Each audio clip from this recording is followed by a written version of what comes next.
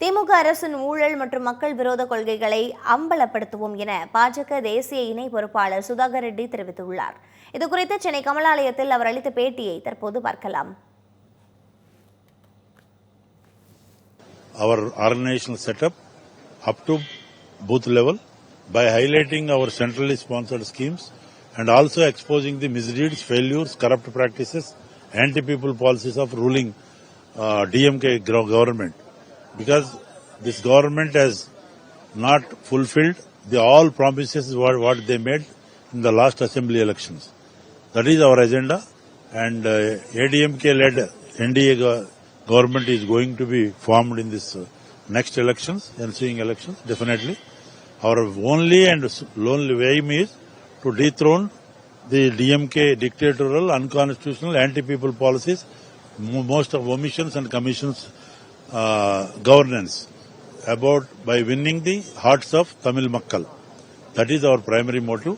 And organization naturally, social responsibility, how to meet all grassroots level. 2026 சட்டப்பேரவை தேர்தலில் பாஜகவை அமைப்பு ரீதியாக வலுப்படுத்துவது குறித்து புதிய நிர்வாகிகளுக்கு பாஜக தேசிய அமைப்பு பொதுச் செயலாளர் PL சந்தோஷ் ஆலோசனைகளை வழங்கினார்.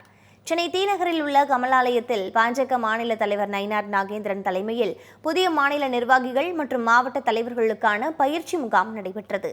இதில் சிறப்பு விருந்தினராக பாஜக தேசிய அமைப்பு பொதுச் செயலாளர் PL சந்தோஷ் கலந்து கொண்டார். 2026 தேர்தலில் பாஜகவை அமைப்பு ரீதியாக வலுப்படுத்துவதற்கான ஆலோசனைகளை அவர் அப்போது வழங்கினார்.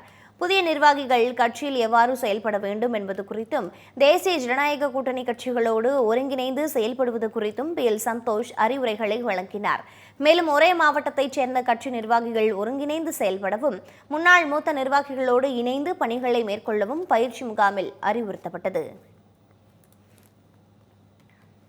ஜனங்களின் குரல் கருத்து கணிப்பில் பங்கேற்க முடியாதவர்கள் QR கோட் அல்லது லிங்கை பயன்படுத்தி இணையம் வாயிலாகவும் கருத்து கணிப்பில் பங்கேற்கலாம். இன்றே உங்கள் கருத்தை பதிவு செய்யுங்கள்.